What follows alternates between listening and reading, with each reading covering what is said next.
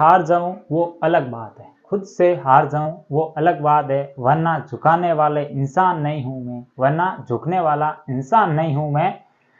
मुसीबतों से कह दो, मुसीबतों से कह दो दिशा बदल दे, दिशा बदल ले, क्योंकि रुकने वाले इंसान नहीं है, क्योंकि रुकने वाले इंसान नहीं है। नमस्कार दोस्तों, आप सभी का हमारे YouTube चैनल पर स्वागत है।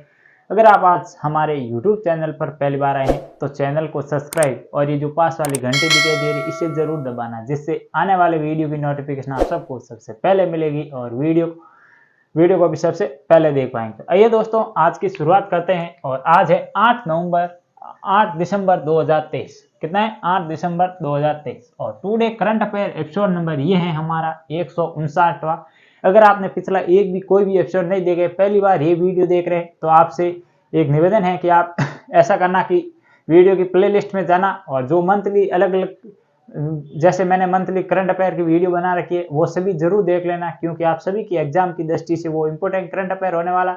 इसके अलावा जो अन्य प्लेलिस्ट बने रखी है वो भी जरूर देखें और शॉर्ट वीडियो देख लेना, क्योंकि उसमें मैंने करंट अफेयर काफ़ी डिटेल से बताया। मतलब करंट अफेयर का जो शॉर्ट वीडियो में मैंने स्टैटिक जीके पर बात की है, तो वो आप सभी के लिए इंपॉर्टेंट होने वाला है, क्योंकि ऐसे मैंने टॉपिक उठाए जहाँ से एसएससी हो गई या अदर कोई भी जैसे टीसीएस हो गए, ये अदर कोई कंपनी एग्जाम करवाती है, तो कहाँ से क्वेश्चन आ सकते हैं, वहाँ से हमने निचोड़ निकाल कर आपके सामने प्रस्तुत किया उन शॉर्ट वीडियो में, तो वो भी जरूर देख लेना। और इसके अलावा आपको बता दें कि हमारे एग्जाम लेवल जीके के नाम से आप हमें फेसबुक पेज पर फॉलो कर सकते हैं, फेसबुक आईडी पर हमें फॉलो कर सकते हैं। और इसके अलावा आपको और बता दें कि आप हमें इंस्टाग्राम पर भी फॉलो कर सकते हो, वो भी आईडी हमारे एग्जाम लेवल जीके यही है, ध्यान रखना। और इसके अलावा आप हमें टेलीग्राम पर भी फॉलो कर सकते हैं इत्यादि। और जल्द एक खुशखबरी आने वाली है आप सभी के लिए। क्या होगी खुशखबरी वो भी मैं बताने वाला हूँ, तब तक के लिए आप वेट करें।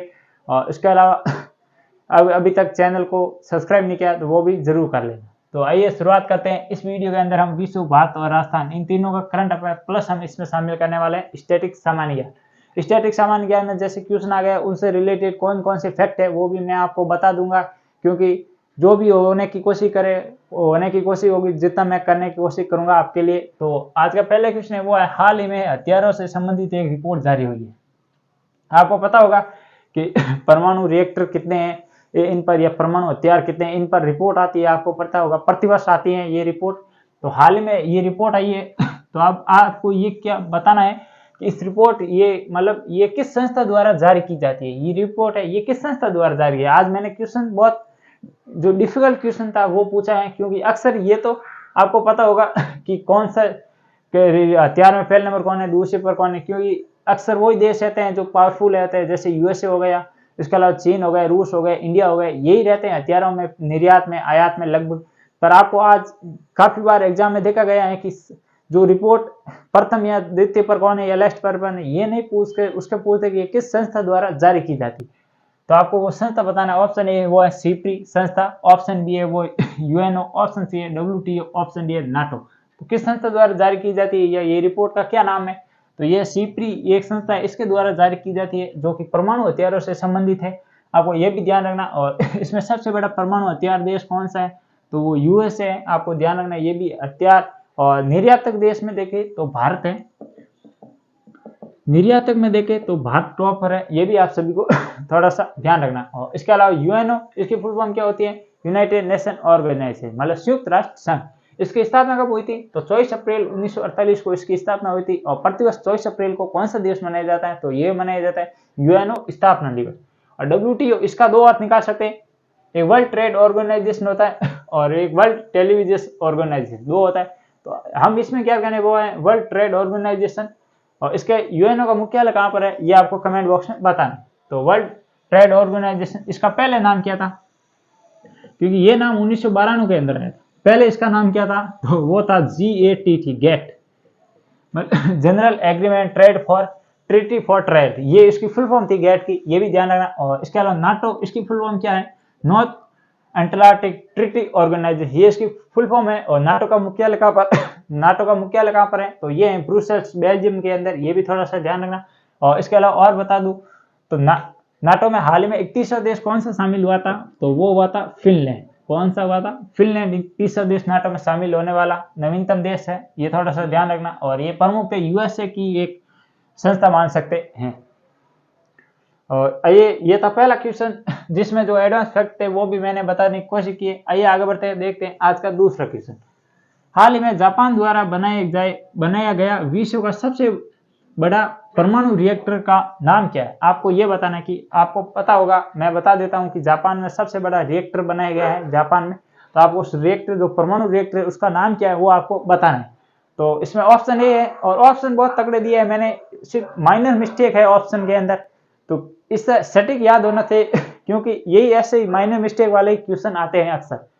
तो ऑप्शन ए है वो है JT50SA, ऑप्शन बी है JT60SA, ऑप्शन सी है वो है JT65SA, और ऑप्शन जो डी है वो है JT100SA। तो क्या इसका आंसर हो सकता है? तो ये होगा, इसका आंसर कौन सा होगा? तो ये होगा आपका जो बी दिख रहा है आपको, JT60SA, ये इसका आंसर होगा। और ये है विश्व का सबसे सबसे बड़ा परमाणु संयंत्र कह सकते हैं, रिएक्टर कह सकते हैं। और इसकी जो क्षमता कितनी है, अगर हम इसकी क्षमता की बात करें तो ये 2 मिलियन सेल्सियस तक ये अपनी क्षमता, इतना गर्म हो सकता है। और ये मानव द्वारा बनाया गया सबसे बड़ा रिएक्टर है। कहाँ पर स्थापित हुआ? जापान में किया गया, और इसका ये नाम है, इस पर ये भी थोड़ा सा ध्यान रखना। और देखें तो परमाणु का नाम आया है चीन। आपको प्रतिवर्ष, आपको पता होगा, चीन प्रतिवर्ष 8 परमाणु रिएक्टर बनाता है अलग अलग देशों में, अपने देश में, ये भी थोड़ा सा आपको ध्यान रखना।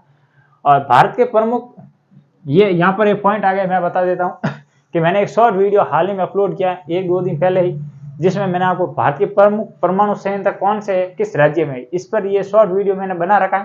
तो आप जाकर शॉर्ट वीडियो में देख सकते हैं, जिसमें मैंने प्रमुख राज्य एक तरफ जो संयंत्र है उसका नाम ये भी मैंने करवा रखा है। तो ज्यादातर मैटर आपको जो भी आते रहेंगे करंट में, अगर कोई वीडियो होगा अपलोड तो मैं बताता रहूंगा आप, तो इसलिए मैं बोल रहा हूँ कि शॉर्ट वीडियो जरूर देखें। आज का तीसरा क्वेश्चन है वो, हाल ही में किस देश का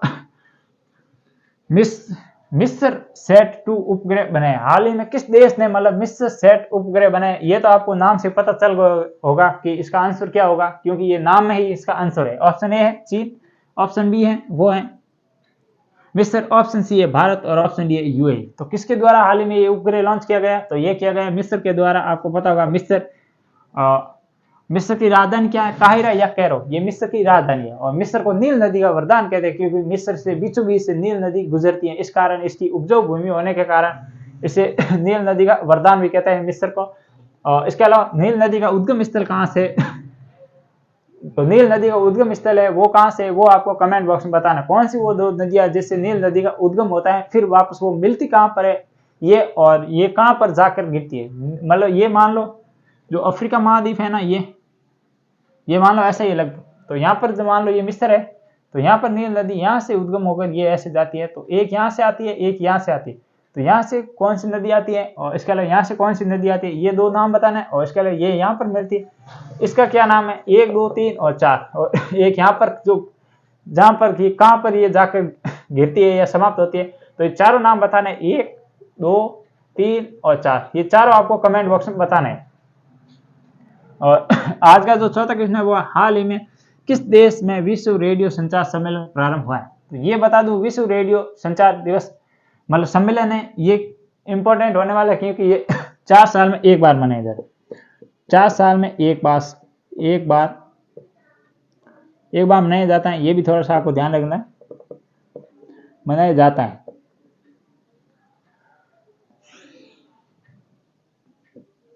तो ऑप्शन ए है वो है यूएई, ऑप्शन बी है यूएसए, ऑप्शन सी है चीन, और ऑप्शन डी है भारत।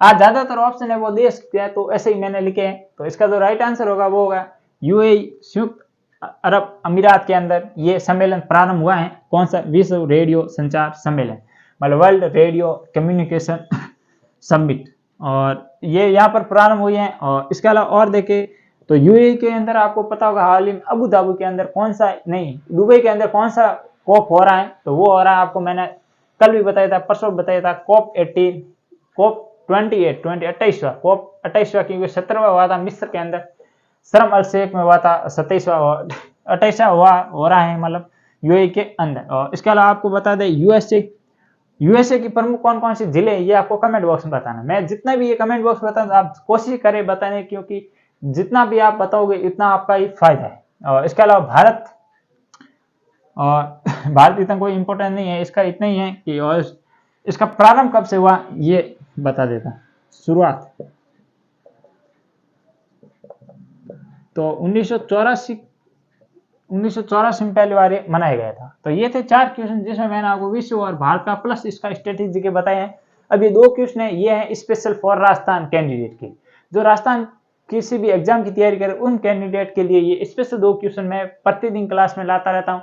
इसी कारण हमारी यही कक्षा की विशेषता है कि एक के अंदर हम 3 मैटर देते हैं। मतलब ये हो गया कि 3 बाई गेट 1, ये इस पर ऑफर चलता है। मतलब क्या करेंगे, ये आप ये देखेंगे तो इसको आपको अलग अलग मैटर मिलेगा, विश्व का मिल जाएगा, भारत का मिल जाएगा, और ये स्पेशल राजस्थान का मैटर है। तो ये 3 आप पढ़ेंगे तो आपको एक मिलेगी जॉब, मतलब 3 गेट बाई 1 ये हो गया, या 3 बाई गेट 1 ये सही रहेगा। तो 4 क्वेश्चन वो हाल में राजस्थान का पहला आयोडाइज नमक प्लांट कहाँ स्थापित हुआ है। आपको ये बताना है कि वो कौन सा स्थान है या कहाँ पर राजस्थान का पहला आयोडाइज नमक प्लांट स्थापित हुआ है। ऑप्शन ए है वो है नावा, ऑप्शन बी है ओशिया, ऑप्शन सी है पालगांव, और ऑप्शन डी है वो है श्रीकरणपुर। ये चारों ऑप्शन है, ये चारों मोस्ट इंपोर्टेंट होने वाले आप सभी के लिए। तो इसका तो राइट आंसर होगा वो होगा आपका नावा। और नावा कहाँ पर है ये बताना है, नागौर में है या डीडवाना में है या कुचामन के अंदर है, क्योंकि आपको पता होगा नए जिले बन गए हैं तो उसके अनुसार नावा आपका किस में गया है, तो ये गया है कुचामन के अंदर। कुचामन के अंदर नावा है, ये भी ध्यान रखना। और इसके अलावा यहाँ पर ये राजस्थान का पहला आयोडाइज नमक प्लांट स्थापित हुआ है, और ये किसके द्वारा स्थापित किया गया है, तो Hindustan salt limited, Hindustan salt limited HSL के द्वारा स्थापित किया गया। और इसके अलावा ओशिया को राजस्थान का भुवनेश्वर भी कहते हैं, या सूर्य मंदिर स्थित है, ब्लैक पैगोडा भी कहते हैं। ये भी 3 नाम आप थोड़ा सा ध्यान रखें। इसके अलावा पालगांव को खेल सिटी नहीं, पालगांव को फिल्म सिटी के रूप में विकसित किया जा रहा है, और प्रथम ग्रामीण ओलंपिक की शुरुआत ही पालगांव से हुई थी, जिसका शुभंकर क्या था, ग्रामीण ओलंपिक या शहरी ओलंपिक का, तो वो था आपका शेरू। और नंबर जो 4 पर है वो है श्रीकरणपुर। ये क्यों चर्चा में बनी हुई है, क्यों, ये विधानसभा क्षेत्र है, और आपको पता होगा हाल ही में राजस्थान विधानसभा चुनाव हुए हैं, पर यहाँ पर श्रीकरणपुर है। यहाँ पर राजस्थान ये एकमात्र विधानसभा क्षेत्र था जहाँ पर अब चुनाव नहीं हुआ है। इसके अभी हाल ही में अधिसूचना जारी हो गई है, और 5 जनवरी को इसके चुनाव करवाए जाएंगे। और इसके अलावा आज का 6वां क्वेश्चन है वो है हाल ही में चंद्रभागा पशु मेला का आयोजन कहाँ पर किया गया है। आपको ये बताना है कि जो चंद्रभागा पशु मेला है इसका आयोजन कहाँ पर किया गया है। आपको पता है कि राजस्थान में कुल 10 ऐसे पशु मेले हैं जिसका आयोजन राजस्थान पशुपालक विभाग द्वारा करवाया जाता है। इसमें से एक चंद्रभागा पशु मेला भी है। ऑप्शन ए है झालावाड़, ऑप्शन बी है जोधपुर, ऑप्शन सी है नागौर, और ऑप्शन डी है जयपुर। तो कहाँ पर इसका आयोजन करवाया जा रहा है, तो ये है आपका झालावाड़ के अंदर इसका आयोजन होगा। ये भी थोड़ा सा आपको ध्यान रखना यह किया गया है। और इसके अलावा नागौर में कितने कुल अन्य 9 और पशु मेले कौन कौन से हैं, तो वो आपको जितने याद है वो कमेंट बॉक्स में बता देना। जैसे आपको बता दे रामदेव पशु मेला, बलदेव पशु मेला, और इसके अलावा तेजाजी पशु मेला, और इसके अलावा अन्य जो भी हैं वो आप कमेंट बॉक्स में बता देना कौन कौन से हैं। तो ये थे आज के कुल 6 क्वेश्चन, और इसके अलावा जो एक्सप्लेनेशन करने की कोशिश की है मैंने। वीडियो कैसा लगा मुझे कमेंट बॉक्स में जरूर बताना, चैनल को सब्सक्राइब और वीडियो को लाइक कर देना। आज के लिए इतना ही, कल फिर मिलेंगे इसी जोश और जुनून के साथ। तब तक के लिए जय हिंद, जय भारत।